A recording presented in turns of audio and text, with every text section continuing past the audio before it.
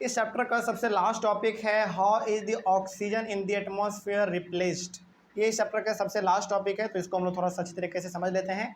क्या है इसमें बोला जा रहा है ना कि इस एटमॉस्फेयर में ऑक्सीजन किस तरीके से रिप्लेस होता है। ये हम लोग बचपन से पढ़ते आ रहे हैं कि हम लोग जो छोड़ते हैं वो कार्बन डाइऑक्साइड होता है, और हमारे द्वारा छोड़ा गया कार्बन डाइऑक्साइड कौन इस्तेमाल करता है? प्लांट।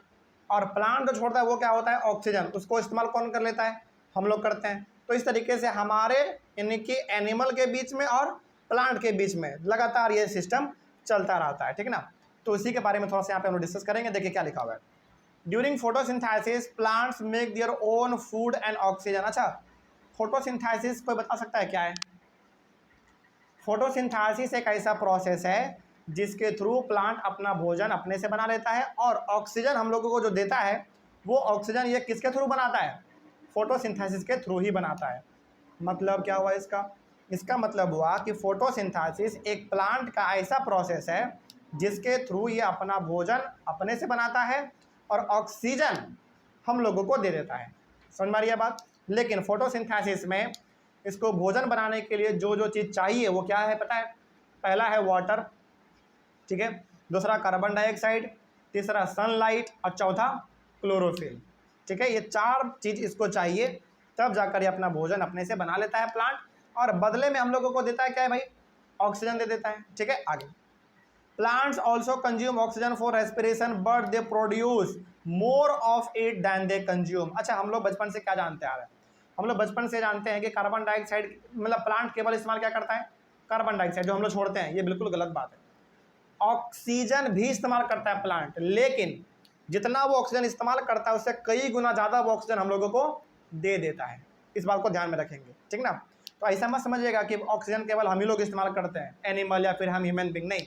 ऑक्सीजन का इस्तेमाल प्लांट भी करता है, बस फर्क ये है कि प्लांट जितना ऑक्सीजन इस्तेमाल करता है उससे कई गुना ज़्यादा हम लोग को वो बदले में दे देता है, प्रोवाइड कर देता है, ठीक है। आगे, it is obvious that animals can not live without plants. ये तो बिल्कुल सही बात है, एनिमल जो है वो प्लांट के बिना जिंदा नहीं रह सकता, ठीक है। आगे, the balance of oxygen and carbon dioxide in the atmosphere is maintain through respiration in plants and animals and by the photosynthesis in plants. तो इस इन्वायरमेंट में ऑक्सीजन का मात्रा और कार्बन डाइऑक्साइड का मात्रा हमेशा बराबर क्यों रहता है? इसलिए रहता है क्योंकि जो हम लोग कार्बन डाइऑक्साइड छोड़ते हैं प्लांट उसका इस्तेमाल कर लेता है, और प्लांट जो ऑक्सीजन छोड़ता है उसका इस्तेमाल हम लोग कर लेते हैं। तो हम लोग छोड़ते हैं कार्बन डाइऑक्साइड, इस्तेमाल कर लेता है प्लांट, प्लांट छोड़ता है ऑक्सीजन, इस्तेमाल कर लेते हैं हम लोग। तो इस तरीके से हमारे और प्लांट के बीच में क्या बन गया? एक साइकिल बन गया, है कि नहीं? तो जब ये साइकिल बन ही गया है तो बताओ, क्या प्लांट और एनिमल दोनों एक दूसरे के ऊपर डिपेंड है कि नहीं? बिल्कुल डिपेंड है कि नहीं? मतलब प्लांट को चाहिए एनिमल से क्या? कार्बन डाइऑक्साइड, और एनिमल को क्या चाहिए? प्लांट से ऑक्सीजन चाहिए। तो दोनों एक दूसरे के ऊपर डिपेंड है। इस तरीके से हमारा इस इन्वायरमेंट में, इस एटमॉस्फेयर में ऑक्सीजन और कार्बन डाइऑक्साइड का मात्रा दोनों हमेशा बराबर रहता है। समझ में आ रही है बात? अच्छा, क्यों कहा जाता है कि पौधा मत काटो? क्यों कहा जाता है? क्योंकि मान लीजिए यदि पौधा काट दिया गया तो ऑब्वियस ही बात है प्लांट और एनिमल के बीच का जो बैलेंस है वो क्या हो जाएगा? गड़बड़ा जाएगा, खत्म हो जाएगा, और उसका भुगतना किसको पड़ेगा? फिर हम लोग को भुगतना पड़ेगा।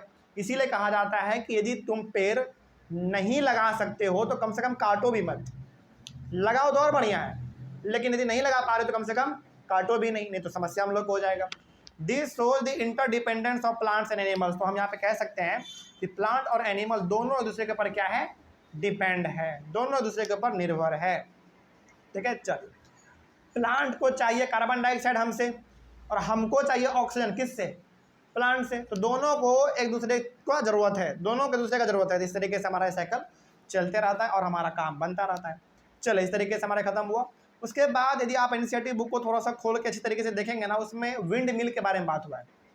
यदि आपके पास एनसीईआरटी के अलावा कोई और भी बुक है तो उसमें भी विंड मिल है, बहुत बड़ा पंखी टाइप होगा उसमें, आप देखिए ध्यान से, है एक बहुत बड़ा पोल होगा, उसमें पंख मतलब फैन टाइप लगा होगा, उसी को हम लोग कहते हैं विंड मिल। अब ये विंड मिल क्या है, थोड़ा सा इसके बारे में बात कर लेते हैं, फिर हमारा चैप्टर ये खत्म हो जाएगा। देखो, the wind makes the wind mill rotate. आपको दिख रहा है आपके बुक में, एनसीईआरटी में भी है, एक लंबा सा पिलर है, मतलब पाइप है, और उसके ऊपर पंख लगे हुए हैं। पंख मतलब एक तरीके से जैसा फैन में होता है ना, वैसा लगा हुआ है। तो वो जो घूमता है वो किसके वजह से घूमता है भाई? विंड के वजह से घूमता है, ओके। और वो जो पूरा का पूरा सिस्टम आपको दिख रहा है वो मशीन टाइप जो है, पंखा टाइप, उसी को हम लोग कहते हैं विंड मिल। ओके, आगे, the windmill is use to draw water from tube wells and to turn flour mills.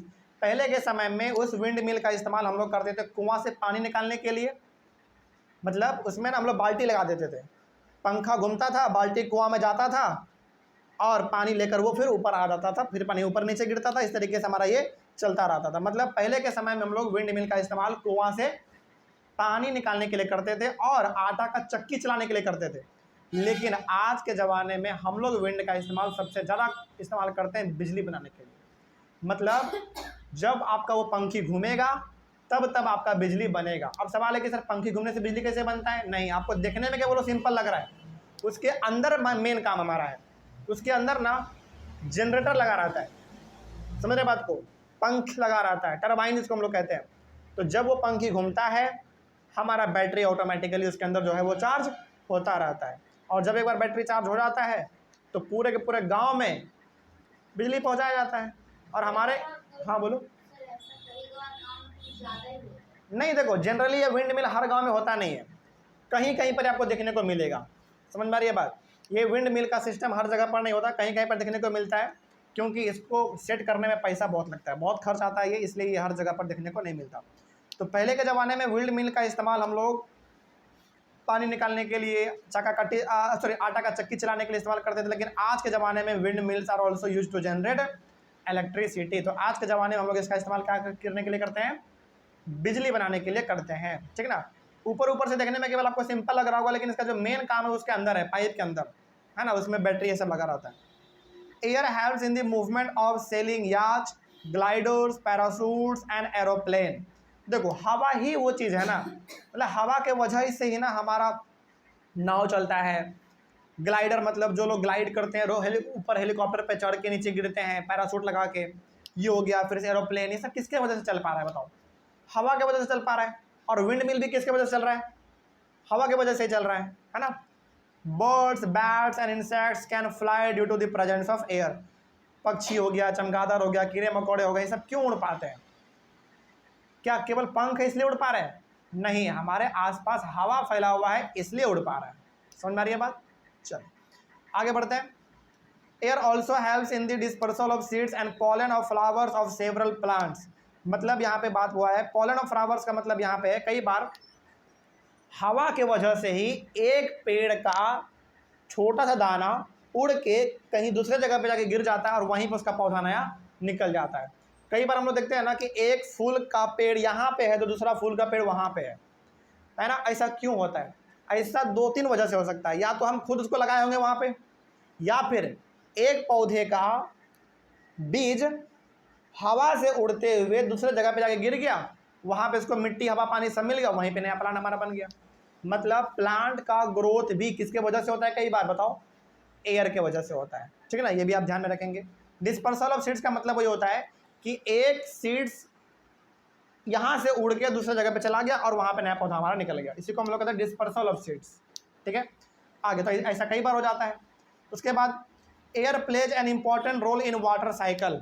Water cycle का मतलब हुआ, जैसे हम लोग पढ़ते हैं ना वाटर साइकिल में, कि बारिश का पानी पहले कहाँ आएगा? ज़मीन पे आएगा, ज़मीन से पानी जाएगा नदी में, नदी से पानी जाएगा समुद्र में, फिर समुद्र के ऊपर सनलाइट पड़ेगा तो हमारा पानी एवेपोरेट हो जाएगा, भाप बन के सारा का सारा दोबारा बादल बन जाएगा, दोबारा पानी ज़मीन पे आएगा। इस तरीके से हमारा साइकिल चलता रहता है। इसमें सबसे बड़ा रोल यदि कोई प्ले करता है तो वो है आपका सनलाइट, क्योंकि यदि रोशनी नहीं होगा, सनलाइट नहीं होगा तो क्या हमारा पानी एवेपोरेट होगा? क्या दोबारा बादल बन पाएगा? नहीं बन पाएगा। तो सबसे इंपॉर्टेंट काम इसमें किसका है? सनलाइट का। लेकिन दूसरे नंबर पे आता है कौन? हवा। एयर बहुत अच्छा काम करता है वाटर साइकिल को चलाने में, यानी कि वाटर साइकिल चलता रहे, इसमें हमारा हवा भी बहुत अच्छा काम करता है, एक इंपॉर्टेंट रोल प्ले करता है। चलिए इस तरीके से हमारा टॉपिक और टॉपिक के साथ पूरा का पूरा हमारा चैप्टर अब ये खत्म होता है। क्या आप लोगों को चैप्टर में कहीं पर कोई दिक्कत? ठीक है, बहुत अच्छी बात है, कोई दिक्कत नहीं है। तो ऑनलाइन वाले बच्चे आप लोगों को इस चैप्टर में कहीं पर कोई डाउट रहा होगा तो आप लोग एक बार कमेंट करिएगा। हम लोग मिलेंगे अपने अगले क्लास में एक और नए चैप्टर के साथ और एक नई शुरुआत के साथ। तब तक के लिए thank you very much and have a nice day.